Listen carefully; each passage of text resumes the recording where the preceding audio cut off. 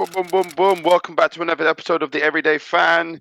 I'm here with the main guy, Sim, the ever-present. Sim, how are you, man? You're not feeling too great. Yeah, I'm not feeling too great, guys. That's why I'm off camera. So But there just you go. bear He's with still me. here for us. He's still here to give us his insight and football knowledge on what has been a fantastic day of Premier League football when the rights for the Premier League go up for bidding again for the 2026. I don't know if you've heard too much about it, Sim, but obviously there was a record broken 5.14 billion when they first put the rights up a few years back. Yeah, But ever since then, really, the TV rights have been actually making a loss. yeah, Um, they're down over 400 mil, so they're out again now. They're going to start the bidding, but because of the new venture with BT Sport, with Discovery, TNT yeah. Sports now, they don't really expect like a bidding war to happen. But Yeah, that's why I've got my that's why I've got my little caption down here today. Is the Prem worth what we pay? Is it worth what we pray? Yeah. But do I I don't know, think that I don't know about praying, but paying maybe.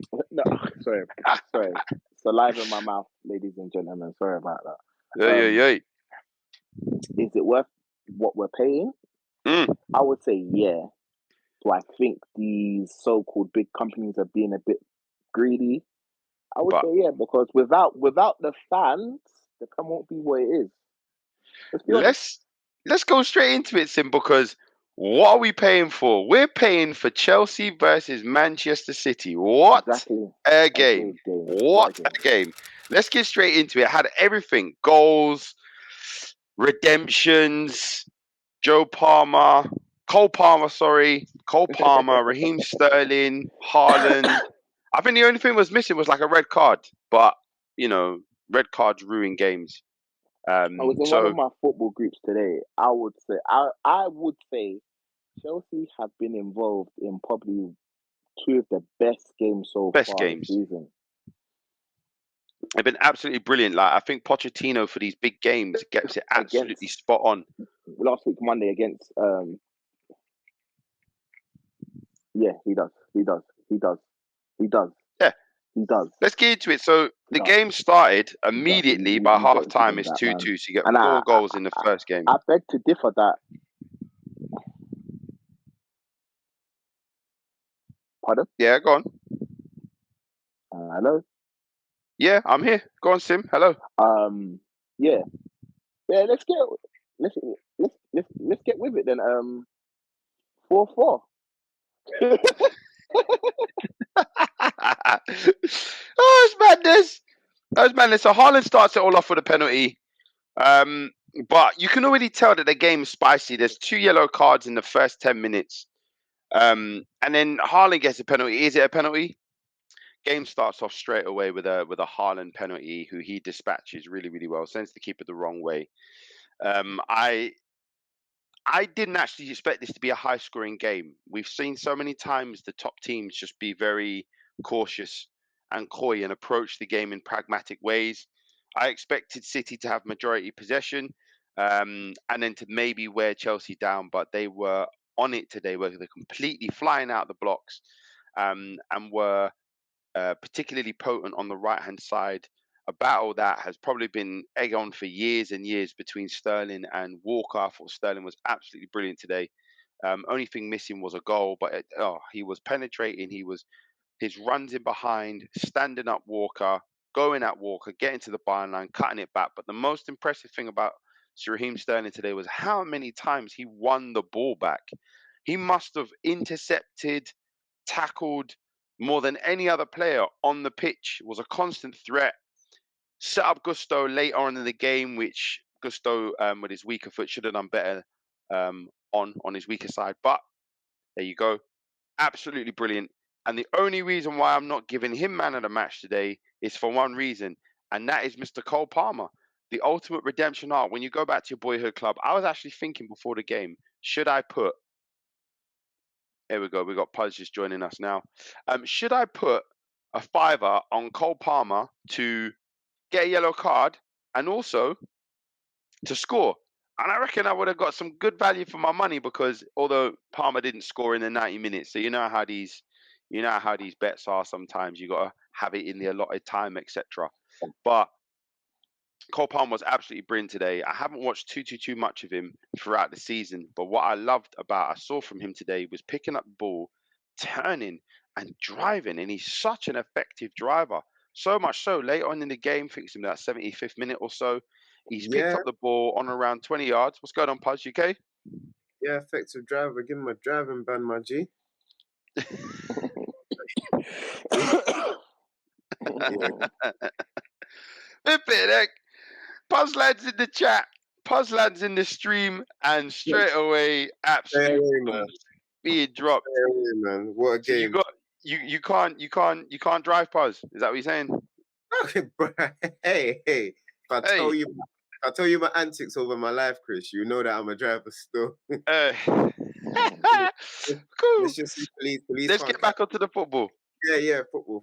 So as I was just saying there, Cole Palmer's picked up the ball. He's drive straight through the heart of the Chelsea defense. Really unlucky. And I saw him just literally taking hits from Rodri and Diaz as he slaloms his way through. Really unlucky with the finish. I think literally as he's about to pull the trigger with his left foot, or I think he may have tried to fake it, pull it on And his right foot, and then slow it with his left. Slow it, pull it with his left foot, he's slow it with his right. no, he's taking too many touches, isn't it? Because Yeah, I Rodri's think pushing his banners, so he has to take a couple more steps, and then he's hit Rodri, it. just before he's about to pull the trigger, I think just literally touches him, puts him off balance. Yeah, Um, knocks I him off think he was balance. going to I try was to about open to up say his that. body and slot it with his left foot, or Yeah, dummy with his left foot and then slot it with his right. But he's right. Yeah, Cole Palmer for me gets man of the match just over Raheem Sterling for that ream, and he was a constant threat, ice cold in his veins. He was really up for me. He got a yellow card early on, but he just kept going at the team. And then later got his dividends when he got his penalty goal, which was dispatched beautifully. Even the arrogance with the celebration as well. Brilliant. But from everyone involved, you think that Mr. City himself, Rodri, wins it late on in the game where they're shot from outside the box, takes a horrible deflection of Thiago Silva. I've been there. I've been in that position as a defender. It's late on in the game. You want to protect your goal, but can I if you're can I just hanging can, out a foot, can I can I yeah? Can I ask you something? Is that lazy defending? it's it's not lazy defending because he's almost instinctively gone to block the ball. But if it's late on the game, you're a bit tired. There's a big difference between putting your body behind it and blocking it and just hanging out a foot. He just Yeah, instinctively, because it's so close to him, one just gone to uh, hang out a foot. But one of my pals in the group said it's a lazy leg, and I got where he's coming from. But I'm saying the ball's coming out it's coming to him so fast. I think he's just thinking, let me just try and get a touch on it, and it goes off for a corner or there's no a time throw in to or whatever. there's no time to think, Simi. It is lazy because if you're gonna So should he? react, you Should have to be should quick he? enough. You have to be quick enough to get some force behind your foot. What he's Okay. done, if you So look, his what I'm foot is trying to off the say, floor. It's not planted. okay, I get what exactly what you're. So should he just leave it then? Yeah, because goalkeepers, Sanchez is already ready. Sanchez is already on his way. Now Sanchez can't scream, leave the ball as he goes to Oh, make the dive. He's already dived. He's already gone. And Thiago's changed the direction of the ball. Literally, Sanchez has gone a completely wrong way because Thiago's changed the trajectory. His foot wasn't planted. In them situations, it's instinct. It's a battle of instinct. As a defender, I mm, have to protect my goalkeeper. So I try to block everything. But he's done a yeah, half-hearted. He's not blocked it because he's not planted his foot quick enough to get behind it. And then at the same time, he's not got out of the way.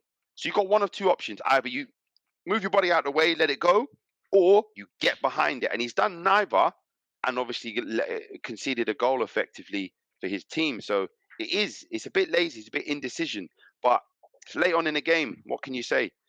Puz, what did you think anyway? I've given my analysis, my breakdown for an absolutely brilliant game. We started off by talking about, if you just look at what my caption says, the TV rights are back up. So games like Chelsea and City is what these big TV right owners pay the big monies for. What did you think of the game? I thought it was an excellent game for Arsenal, for Liverpool, for Aston Villa, and for Tottenham. Everyone but United. Everyone were United. Like basically, I was even hoping Chelsea won. I was cheering on Chelsea. Like can't even lie. Yeah, I was hoping they won, mm, but fantastic game for the neutrals. End to end, 2-2 in the first half, 2-2 in the second half. yeah. Um, two great managers. Tactically, I feel like Pep got a couple things wrong today. I don't know. I don't know if he got it wrong or if we could just have to blame the players because, Docker wasn't on the usual smoke that he was on. Cucurella had a blinder today as well, He played well. Cucurella did really well. Reece James played well. I think Mauricio Pochettino, against the big teams, he seems to know what to do. Against the small teams, I just don't know what's going on with Chelsea. Raheem Sterling again. No, I've just literally... You think Cole Palmer was man of the match? For me, Raheem Sterling is the man of the season for Chelsea at the moment, and we got to talk about Gareth Southgate. Bukayo Saka, bro. That's what it is. And Rashford gets in. Rashford at this moment in time, Rashford has to get dropped for Sterling. He does. Rashford plays on the left. Sterling don't really play on the left like that. Sterling was playing on the left today. I know, but he was brilliant. It's been mostly effective on the right though for Chelsea. As in, I think these forward players are fluid. So he's not dropping Saka for Sterling. He's not doing it unless he's thinking Rashford could obviously do a job down the middle as well. Yeah. Sterling can only really play one position.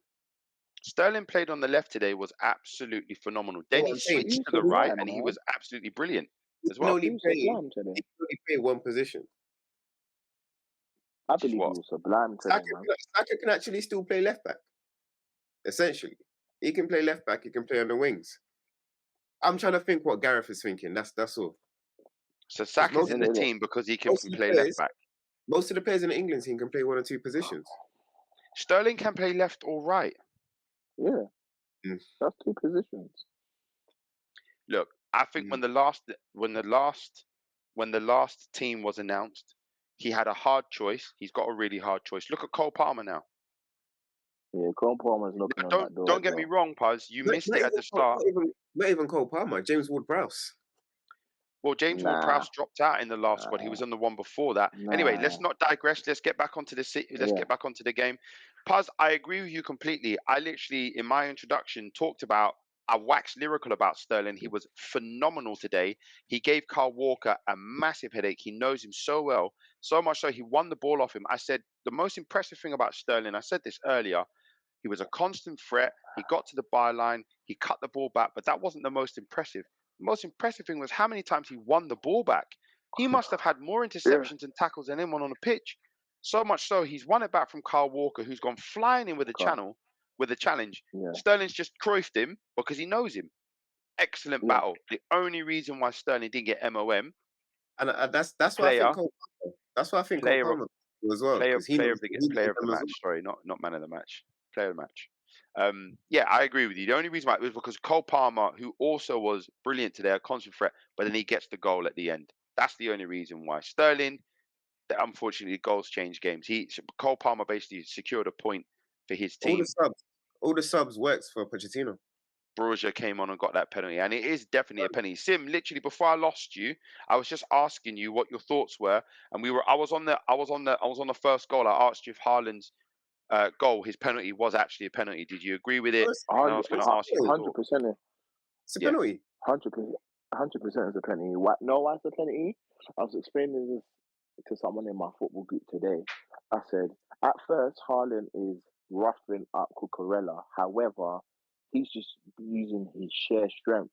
Once you've put two hands around an attacker's waist to now pull him back, I don't know what that is. He basically rugby tackled him. As much as people will say, go on. No. I just think Cucurella should be a bit more savvy than that. Daniel Sturridge at halftime was saying he thinks it's harsh, but I completely disagree. I think if you're a defender in that position, anyone saying that's harsh, like these commentators are starting to irritate me, bro. They're starting to irritate me, especially that. Daniel Sturridge is not a commentator, bro. He's not even a pundit. He's a commentator. He's a pundit, bro. He's a pundit. He's been doing it for the past 2 weeks, bro. He's a pundit, bro. I don't register him as a pundit. I don't respect his opinion. I think he's a bit, but that's my problem. Hey, don't do that. I can't say that. Sorry. I have to take that out. Sorry, I'm so sorry. I have to take that out of flipping. Whoa! As soon as you said that, Don't do that. We're not doing that. It's going to have to be a beep moment there. I think he's a bit of an idiot. Yeah. That word is strong still. That word is very strong. Video will get taken down and stuff. But yeah, no, what I was saying about the commentators, yeah. I think commentators are changing their mind week in, week out about what's fair, what's not fair, what's a foul, what's not a foul, what's a goal, what's a bad goal. Like, it's irritating me now. It's completely bro, Sim. Sorry to even go into the Arsenal game. We get into the Arsenal game in a sec anyway. But no, it was a good game today still. All the penalties were right. City played well, but they played rubbish at the same time. No, not. I wouldn't say they played rubbish. Nah, they played, bro. That's why I said they played well and they played defensively. They played rubbish. Well, they conceded 2 penalties. I said this to everyone. No, they didn't. Sorry. No, there were 2 penalties in the game. Sorry. Yeah, my bad. Go on, Tim. What I would say against the top 6, Chelsea have been done pretty well this season. They've really who they lost to against the top 6. They've done pretty well. No, they beat Tottenham. Stamford Bridge though for their last 13 games at Stamford Bridge, they've only won 2. That's their biggest problem. That's what I'm trying to say. They beat Tottenham. They've drew with City today. They drew with Liverpool. Yep. They drew with us. Done well, man. Much better than United. Well, they've dropped points, but they haven't lost. So they've done half decent, man. I'll give it to them. Yeah, it seems that like we've seen this though many times with big teams, like big players, like Chelsea. Say what you want, they've got big players, and it seems like they're up for it for the big games, but then it's hard to get that same level of performance out of them against the likes of, you say, Luton or Sheffield United. And that's where the inconsistency comes in, and whereas fans, we get frustrated because Chelsea have really struggled against these smaller teams. So have United. I see it all the time. We get out for the bigger teams, we still lose. But I think they lack that killer instinct. Yeah, they didn't. It's gonna come because we was there, Arsenal was there, and we've got that killer instinct now, so it's gonna come. Yeah, hopefully with a bit more time. I think Chelsea are looking good. There's good signs despite their position in the league. So it's absolutely fantastic game. As I said, I touched on Rodri. I can't believe actually VAR for the first time didn't actually get too involved in the game. I think they were taking their time over Haaland's second goal, whether it was a handball or not, which was just strange because he slid in. It's kind of hit the inside of his leg, then his body, and it's rolled in. Yeah. And then, but Sim, I don't know if you saw the angles that VAR are looking at. They're seeing if the ball touched his elbow or arm after it's crossed the line. Like, I didn't understand that. That's when that was getting me. No, they were doing too much. So if for example, the ball did touch his hand, elbow, whatever, after it's in the goal, is that still a handball? No. How's it a handball? It's off the pitch. Guys, did you see the incident where Edison kicked the ball onto Carl? Yeah, but it wasn't in there. But it wasn't in the penalty area. VAR can't get involved in that. VAR can't get involved in that. So that's literally down to the referee's decision, and he I'm guessing, just thought it was an accident. To be fair, Carl Walker's not even looking at the ball when it happens. He's literally doing that. Chris, that's never a handball. What I'm trying. No, it is. You lot are saying it's never a handball, but if that was in the box, is that a handball? No,